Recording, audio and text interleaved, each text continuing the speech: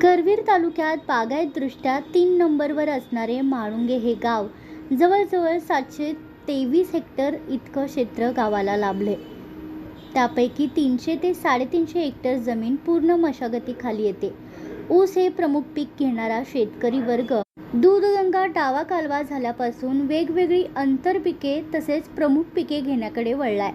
दूधगंगा डावा कालवा होण्या अगोदरची परिस्थिती पाहिली तर मार्च, एप्रिल, मे महिन्यातील कडक उन्हामुळे ऊस, मका, शाळू इत्यादी मुबलक पाणी लागणारी पिके इरिगेशनच्या अवेळी व अपुऱ्या फेऱ्यांमुळे पाण्याअभावी वाळून जायची।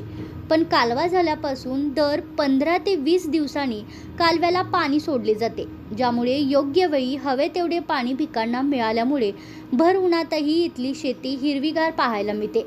कालव्याचे मुबलक प्रमाणात शेतीसाठी पाण्याची उपलब्धता झाल्याने व योग्य आर्थिक उत्पादनामुळे म्हाळुंगे तसेच या परिसरातील सर्व शेतकरी वर्ग आपल्या शेतीविषयी आनंद व्यक्त करत आहे।